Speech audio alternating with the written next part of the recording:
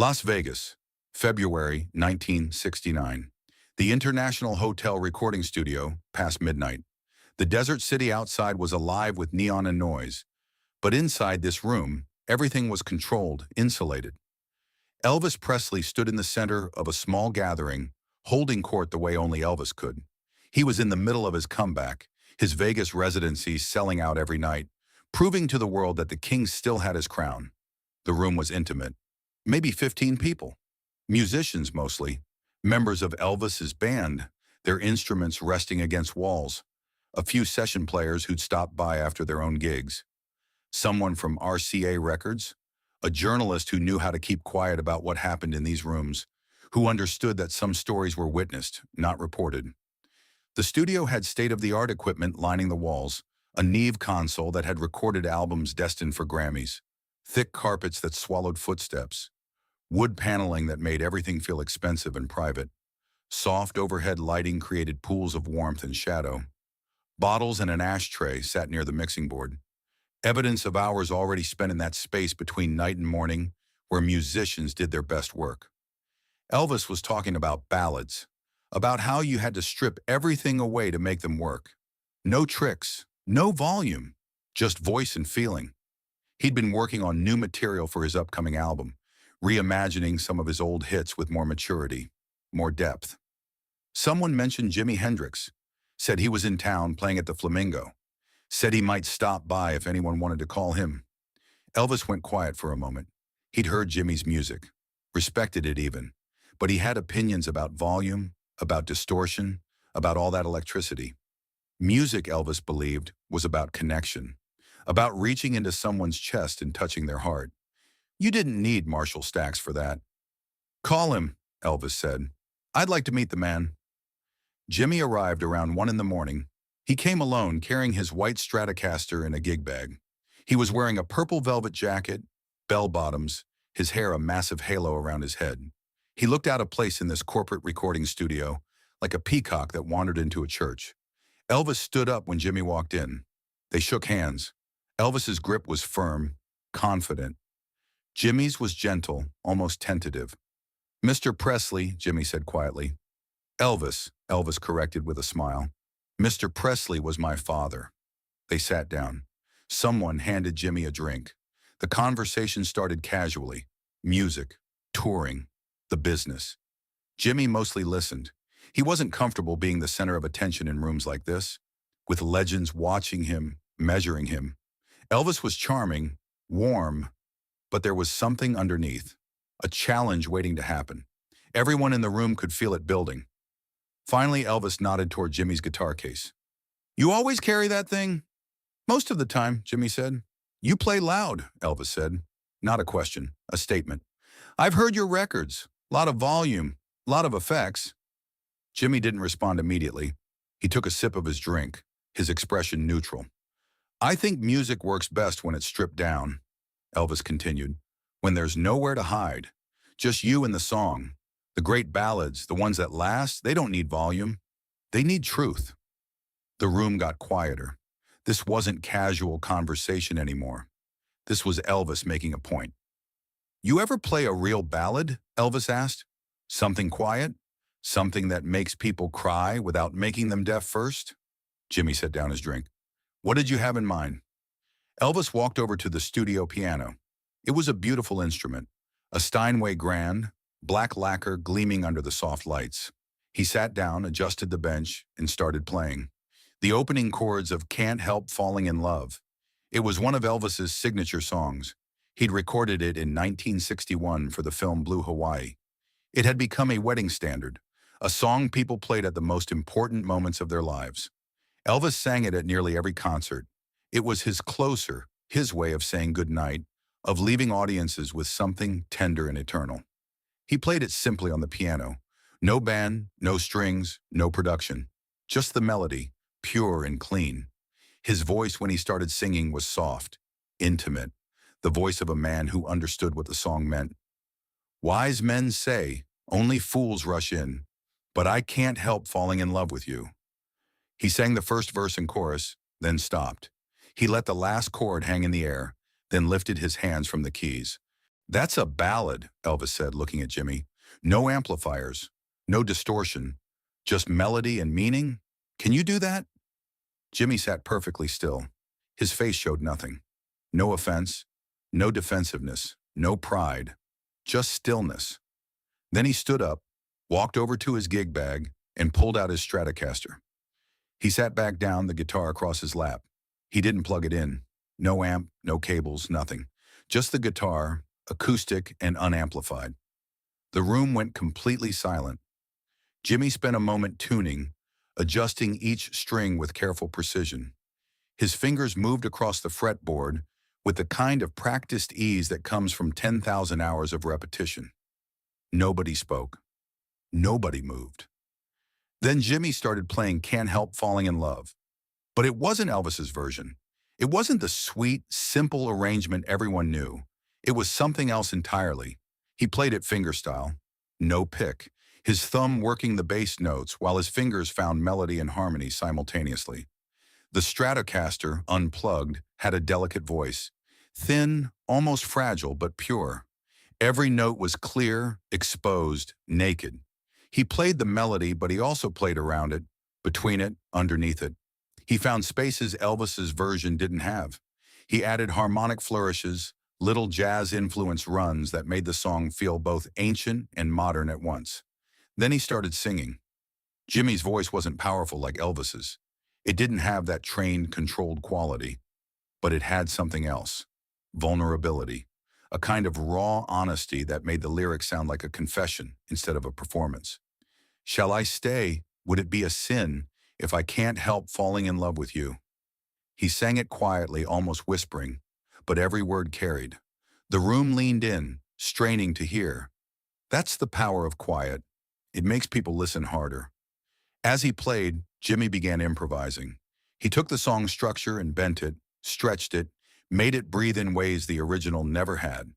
He played rhythm and lead simultaneously, creating a complete arrangement with just 6 strings and 10 fingers. One guitar sounding like 3. The bass line walked underneath, steady and hypnotic. Above it, the melody danced, sometimes faithful to the original, sometimes wandering into unexpected places. And through it all, harmonies, counter melodies, textures that shouldn't have been possible from one unplugged guitar. Elvis had stopped moving. He sat at the piano, hands resting on his knees, watching Jimmy's fingers, listening to his own song transformed into something he'd never imagined it could be. His face had gone through a journey in those few minutes.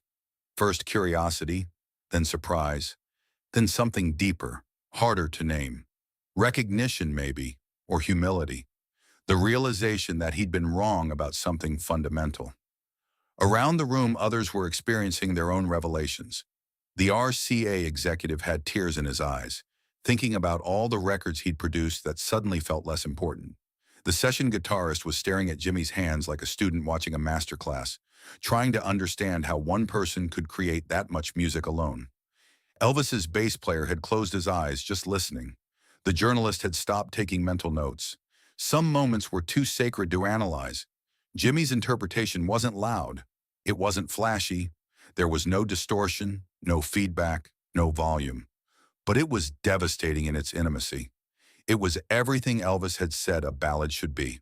Stripped down, truthful, nowhere to hide. But it was also more than that. It was innovative. It took a familiar song and revealed depths that had always been there, but no one had thought to explore. It was traditional and revolutionary at the same time. The musicians in the room understood what they were witnessing. This wasn't just good playing. This was artistry operating at a level most of them would never reach. Technical mastery in service of emotional truth. When Jimmy finished, he let the last note ring out until it faded into silence. Then he set the guitar down gently and looked at Elvis. Nobody applauded. The moment felt too sacred for applause. Elvis stood up slowly. He walked over to where Jimmy was sitting and stood there for a moment, looking down at the guitar, at Jimmy's hands, processing what he'd just heard. "I've been singing that song for 8 years, Elvis said quietly. "I thought I knew it. I thought I understood it." He paused, his expression somewhere between wonder and something like grief. You just showed me I never really heard it before. You showed me what it could be. Jimmy shook his head slightly. That's your song, man. You made it what it is. I just borrowed it for a minute. No, Elvis said firmly. What you just did, that wasn't borrowing. That was understanding. That was taking something and seeing deeper into it than the person who sang it first. He sat down next to Jimmy. I challenge you. I dismissed what you do because it's loud, because it's electric, because it's different from what I know. I thought volume was hiding something. I thought if you stripped away the amplification, there'd be nothing left. You weren't completely wrong, Jimmy said. I do love the volume, the effects, the electricity. That's part of who I am, but it's not all of who I am. I see that now, Elvis said. I see that loud and quiet aren't opposites. They're different ways of saying the same thing, different ways of reaching people. One of the musicians in the room, Elvis's bass player, Jerry Sheff, later recalled that moment. Elvis looked humbled. I'd never seen that before. He was always the king of every room. But that night, watching Jimmy play, he looked like a student. The rest of the night was different after that. The dynamic had shifted. Elvis and Jimmy played together for another hour, trading songs, sharing techniques, talking about music like peers instead of king and challenger. Elvis showed Jimmy some gospel progressions he'd grown up with in Memphis. Jimmy showed Elvis some blues techniques he'd learned from old Robert Johnson records. They found common ground in their shared love of the music that came before them, the deep roots they were both drawing from. But something had changed in Elvis. The confidence he'd carried into that room had been replaced by something else. Not insecurity, but curiosity, openness, a willingness to reconsider things he thought he'd already figured out. Jimmy left around 4 in the morning. He packed up his guitar, shook hands with everyone, thanked Elvis for inviting him. Elvis walked him to the door. You changed how I hear my own music tonight, he said.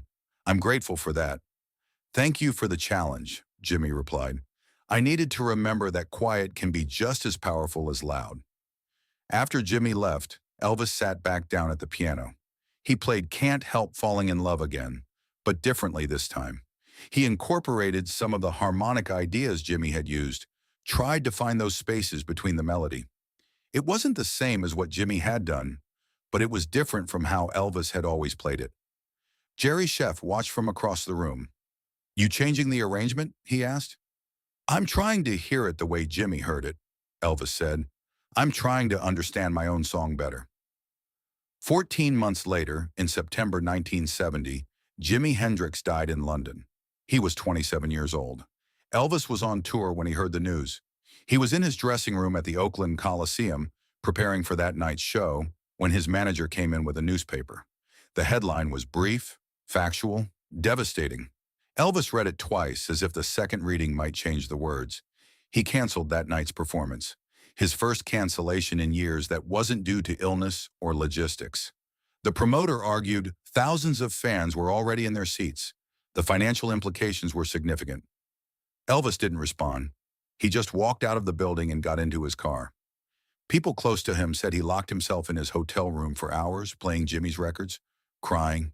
He played Purple Haze, The Wind Cries Mary, all along the Watchtower. But mostly he played Electric Ladyland, the double album all the way through, twice, sitting in a chair in the dark, listening to what that young man had created in his short time on Earth. His guitarist, James Burton, who'd knocked on the door trying to check on him, later said he could hear Elvis talking to himself through the door, fragments of sentences. He was 27 years old, and he understood music better than most people do after a lifetime. A long pause. I wasted that night trying to prove a point. I should have just listened. In 1972, during a press conference in Las Vegas, a journalist asked Elvis about influences, about guitarists he respected. Elvis mentioned Scotty Moore, his own guitarist from the early days. He mentioned Chet Atkins. Then he paused. Jimi Hendrix showed me something I needed to see, Elvis said. He showed me that mastery isn't about one approach being right and another being wrong. It's about being true to your own voice while respecting that other voices can be just as true. I challenged him to prove himself on my terms, with my definition of what music should be. And he did it. He met my challenge. But then he also showed me my terms were too narrow, My definition too limited. Do you regret challenging him? The journalist asked. Elvis shook his head. I regret that he's gone. I regret that I only got one night with him. But I don't regret the challenge because it led to one of the most important musical moments of my life. It led to me understanding that you can learn from anyone, even someone half your age playing a completely different kind of music. The story of that night in the Las Vegas recording studio remained mostly private for years. The few people who were there would mention it occasionally, but it never became a big public story. It was too intimate, too personal. But among musicians, it became a kind of legend, a story about ego and humility, about the danger of thinking you've mastered something, about the gift of being challenged and the courage to accept that challenge honestly. Elvis Presley challenged Jimi Hendrix to prove that electricity and volume weren't hiding a lack of musicianship. Jimi responded by playing Elvis's own song so beautifully, so completely, that Elvis had to reconsider everything he thought he knew about music. And both men became greater for it.